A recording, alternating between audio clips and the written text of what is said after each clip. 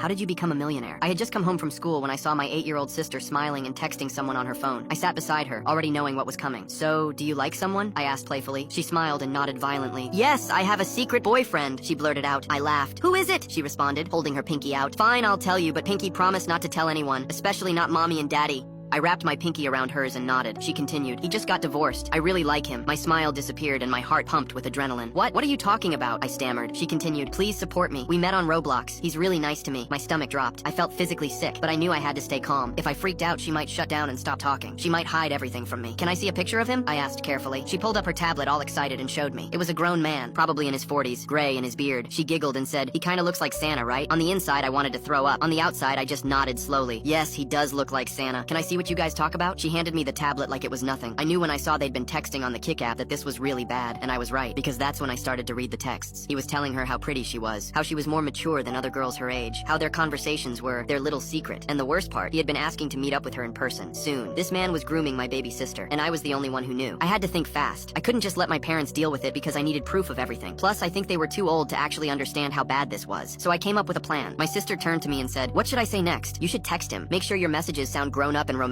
She thought it was fun, like a game we were playing together. So I took over the conversation. I pretended to be her. I matched how she typed. I played along with everything he said, and then I slowly steered the conversation toward meeting up in person. He took the bait immediately. He was eager, way too eager. He suggested a park about 20 minutes from our house. He gave me a specific date and time. Come alone and don't tell anyone, he said with a bunch of love heart emojis. Just thinking about it now makes my skin crawl. I screenshot everything, every single message, his photo, the location, the date, all of it. Both of my parents were at work, and I didn't have time to update them. I knew I needed to act fast. I dropped my sister off at her friend's house and drove straight to the police station. As soon as the detective saw all the evidence I'd collected, the color drained from his face. This is textbook predator behavior. I've seen it 100 times before. Would you be willing to meet up with him and wear a microphone? I stared at him, so frozen that there weren't any thoughts in my brain. Is that necessary? He nodded. Unfortunately, yes. We need to prove intent to meet a minor before we arrest him. Otherwise, the jury might think he's innocent and he'll walk free. I agreed, and the detective moved fast. The day of the meetup came the next day. The pedo told my sister to show up in a pink tutu and to wear makeup in the way he liked. I had to stop myself from bringing an AK-47 and blowing his head up. As I sat in an unmarked police car waiting for him, my heart was pounding so hard I could hear it in my ears. Then I saw him pull up. Nice car. Expensive looking. He stepped out and started looking around, checking his phone every few seconds, waiting for a little girl who was never going to show up. The cops moved in fast. They surrounded his freaky awe before he even realized what was happening. I watched through the car window as they put him in handcuffs. His last words while they shoved him into the cop car were, "It's not what it looks like. She said she was 16. That's legal in this state." Long story short, he got 12 years in prison. He lied to his entire family that he'd been arrested for tax fraud, and he gave me $1 million to promise that I wouldn't tell any of them the truth.